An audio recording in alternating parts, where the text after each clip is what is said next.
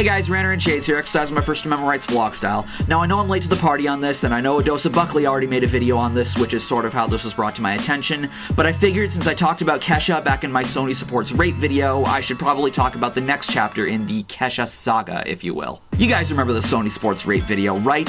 It's one of the few videos on my channel where I actually got legitimately angry. I hold it in regard as being one of my best videos. The correlations, the emotional appeals, the Kesha supporters ignoring information that destroys the narrative of her being trapped by Sony and Sony being woman-hating rape apologists. It was one of those news stories that was calling from a distance. Shades, make a video on me. This topic is perfect for you. Since uploading that video, it was later brought to my attention that Sony had apparently severed ties with Dr. Luke. It didn't change my opinion at all about the hashtag, but it did make sense why they were making that move. Sony saw they were getting bad publicity with this news story, so in order to wipe that stain from their image, maintain their market, and keep other artists or clients from potentially leaving them due to outrage over the Kesha story, they do the only sensible thing and save face by getting rid of Dr. Luke. Am I saying I agree with what Sony did? Well, yes and no. I'm not ruling out the idea that Dr. Luke is guilty of sexual assault, but I do wish they had more of a case in dropping him than just the fact that people were outraged, because that's honestly what it seemed like. The fact that Kesha, in one of the articles I had mentioned in my video, denied any date rape taking place, which of course is shit that's going to be used against her in a court setting, says to me that there really wasn't much justification in Sony severing ties with Dr. Luke. But at that point, I had stopped caring and just let the story be water under the bridge. At least Sony Supports Rape can stop was all that mattered to me. But of course, Kesha supporters got on their high horse, did a little victory screech, and made Kesha out to be a martyr and the face of quote-unquote rape culture in the music industry. And all I could do was just roll my eyes. Now I know what you're probably thinking right about now. Shades is victim blaming and downplaying sexual violence. Fuck this misogynistic cunt. Unsubscribed. Keep in mind, I never said accusations made towards Dr. Luke were true or false.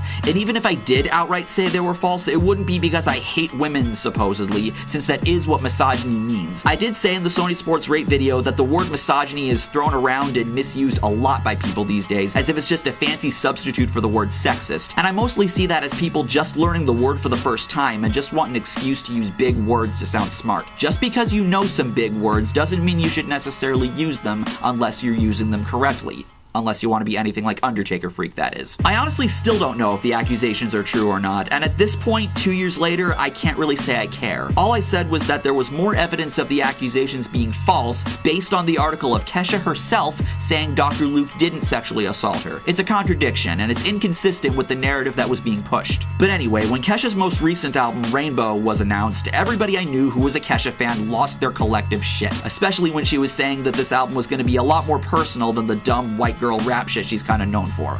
And I do find that admirable, let me just say, because let's be honest, shit like TikTok, blah blah blah, Die Young, Crazy Kids, and the like don't give off the impression that she's an artist with integrity.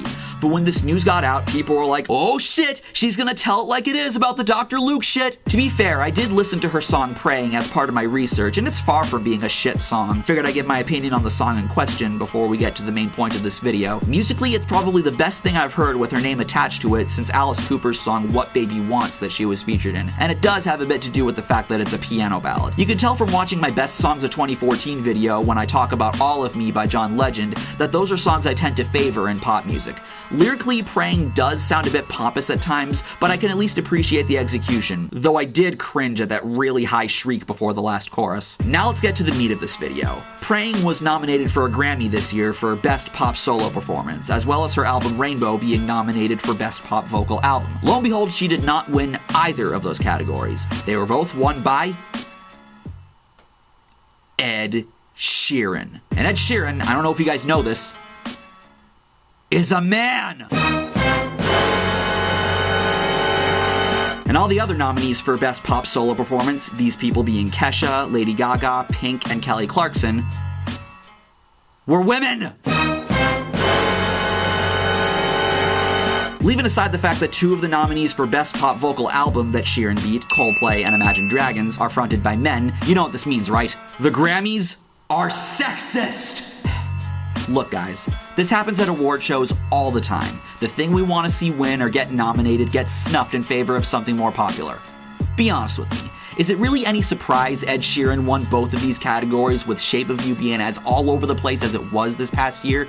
Because it shouldn't. You know why Shape of You won? It was the Song of the Year on the Billboard year-end chart for 2017, which means that it not only held the #1 spot on the charts for a long time, but maintained a spot in the top 10 even after it got dethroned by Bad and Bougie by Migos for a couple of weeks in February, ew, and then again in May by Kendrick Lamar's Humble. That's better. It should be well known at this point that shows like the Grammys pander to the popular crowd. So why wouldn't Ed Sheeran win? You think they care about diversity among the recipients and nominees of the awards? I'm sorry to say, they care more about if a particular song was performing well on the charts and had a big impact on popular culture. Any diversity is really just a bonus. If I were running the Grammys, it would certainly be one of the last things on my mind. Now let's look at Praying, since this is the song people seem to be the most outraged over Sheeran beating. This song peaked at number 22 on the Billboard Hot 100 and was number 67 on the year-end chart.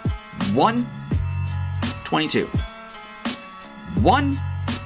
67. You do the math. Like I said, it really should not be a surprise that the song didn't win the Grammy, especially when, like I also said, the Grammys have always been known to pander. But Shades, Shape of You is just a corny-ass song about being in love with a woman's body and shit that belongs in the 80s. Praying is actually about real shit. If you want to know what I think of Shape of You, watch my Best Songs of 2017 video. Oh no, it's on the best list. I must be part of the problem, quote-unquote. Anyway, I highly doubt subject matter is being taken into account when judging, and that this is the Grammys just not wanting to recognize the realness that is sexual assault and overcoming adversity. I'm sure the people involved in judging care very deeply about these issues, but again, morality is irrelevant in this process, and I honestly think that's the way it should be since it shows less bias. I don't care that it's 2018, guys! And you think rules should change, because I don't see that happening anytime soon. That's how it's been done since the beginning. This isn't the Grammys downplaying the subject matter, nor is it them being sexist against women. It's them acknowledging that Shape of You was the biggest song in this group of nominees and had the biggest impact on popular culture. And you want to know something else?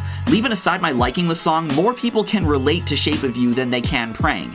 People have more fun listening to a song like Shape of You than they do listening to a song like Praying. Years from now, when people are looking back on the music from 2017, I'm sure Shape of You is going to come to mind well before Praying even does.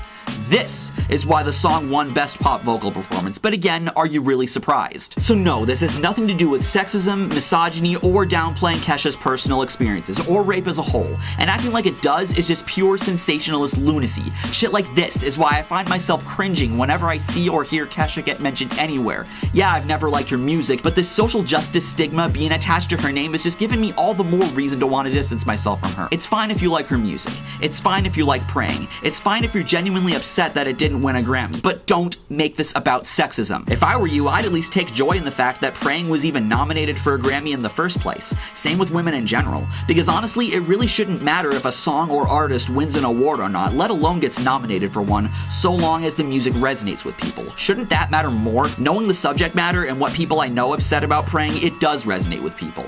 And obviously, it's personal to Kesha too. She doesn't need an award to validate her song or her success. At the end of the day, Kesha is still a successful pop singer with successful albums and singles. Whether or not that's a good thing, of course, is subjective. It's like people have always said about rock and metal being so underrepresented at shows like the Grammys. Bands in these genres don't need awards to validate their credibility as musicians or songwriters. While we'd all love if rock was as popular in the hit radio music world as it was the previous decade, at the end of the day, they're still making, subjectively, quality music, they still have good fan bases, or at least most of them do, and they're successful in their own rights. It's cool that Mastodon won Best Metal Performance for their song Sultan's Curse, but Mastodon don't need an award to show that they're a good band who put out a good album. Same with Foo Fighters winning Best Rock Song for their song Run. Though that's a different story, because you can't not give Jesus a Grammy. While I have you here, I might as well get my thoughts about Bruno Mars winning Album of the Year, beating Jay-Z and Kendrick Lamar. I heard good things about Jay-Z's album. I thought Damn was good, like I said in Best Songs of 2017, and as my audience knows, I'm a big fan of Bruno Mars. So, although it might be easy to assume there's some bias on my end for why I'm not flipping my shit at this,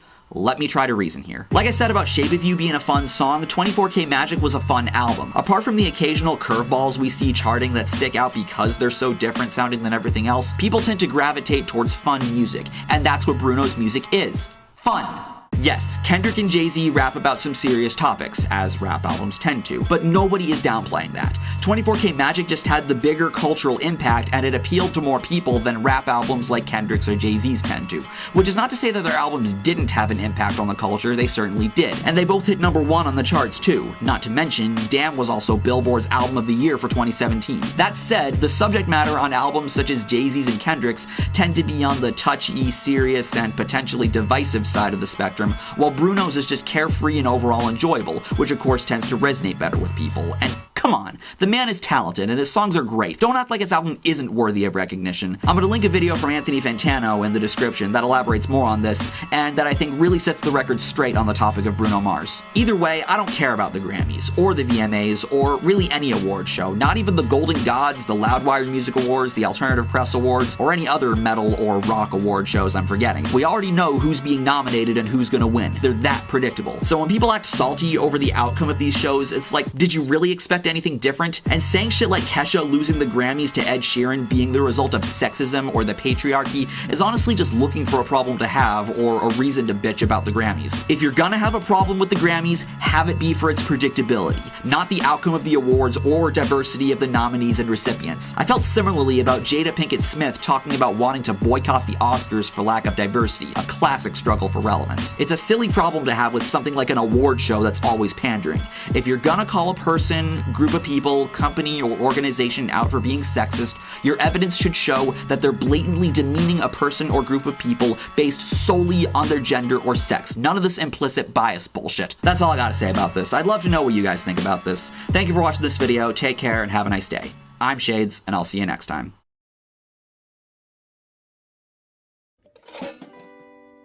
I wanted a award. Aw, Patrick, don't cry.